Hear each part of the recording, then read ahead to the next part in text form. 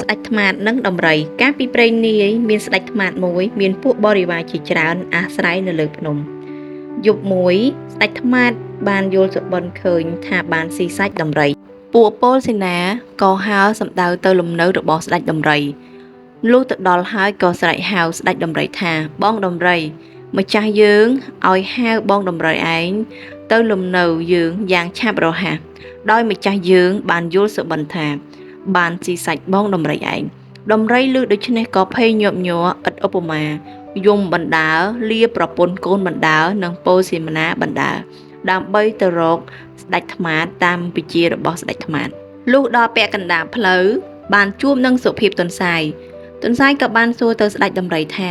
បងដំរីទៅណាមកណាហេតុអីក៏យំដំរីក៏ឆ្លើយថាបងទន្សាយអើយស្ដេចថ្មាតគេយកសុបិនឃើញថាគេបានស៊ីសាច់ខ្ញុំឥឡូវនេះខ្ញុំទៅឲ្យគេស៊ីខ្ញុំហើយទន្សាយឆ្លើយថាបងដំរីរូបប្រពន្ធបងឯងម្ដេចសុកចិត្តឲ្យសត្វថ្មាតស៊ីទទេយ៉ាងនេះចាំខ្ញុំទៅជួយដោះស្រាយបងឯងឲ្យរួចរស់បានស្ដេចដំរីបានឮទន្សាយថាដូច្នេះមានចិត្តត្រេកអរណាស់ក៏ហៅខ្លួនទន្សាយហៅឲ្យជិះលើខ្នងដើម្បីដើរសម្ដៅទៅរកស្ដេចថ្មាតលុះឃើញដំរីមកហើយស្ដេចថ្មាតអញញោមញញែមរួចនិយាយទៅថាបងដំរីមកដល់ហើយយើងត្រូវស៊ីសាច់បងឯងក្នុងថ្ងៃនេះព្រោះយើងបានយល់សុបិនឃើញថាស៊ីសាច់បងដំរីឯងនៅពេលដែលដំរីជួបនឹងស្ដេចថ្មាតនោះទន្សាយធ្វើពុតជាដេកលក់លើខ្នងដំរីស្ដេចថ្មាតក៏ស្រែកទៅកាន់ទន្សាយថាណែបងទន្សាយ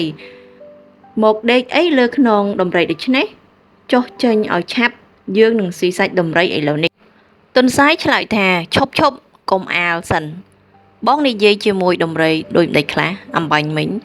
យើងមិនបានស្ដាប់ព្រោះរវល់តែងងុយពេកស្ដេចថ្មាតឆ្លើយថាយើងយល់សុបិនឃើញថាបានស៊ីសាច់ដំរីទន្សាយឆ្លើយថាមែនហើយអំបញ្ញមិញខ្ញុំដេកលក់មួយភាំងទៅបានយល់សុបិនបានប្រពន្ធបងស្ដេចថ្មាតឯងហើយថែមទាំងស្រឡាញ់គ្នាទៀតផងស្ដេចថ្មាតឆ្លើយថាបងទន្សាយយើងមិនត្រូវការឲ្យប្រពន្ធយើងទៅបងទេទន្សាយឆ្លើយថាបើបងឯងមិនអោយការយល់សុបិនរបស់ខ្ញុំបងឯងគ្មានសិទ្ធស៊ីសាច់ដំរីដូចគ្នាខ្ញុំក៏មិនអោយបងឯងស៊ីសាច់ដំរីដែរថ្មាតក៏ខានបានស៊ីសាច់ដំរីដោយសារចាញ់កលល្បិចសត្វទន្សាយដំរីក៏វិលត្រឡប់ទៅលំនៅខ្លួនវិញទន្សាយក៏រត់ចូលព្រៃបាត់ទៅ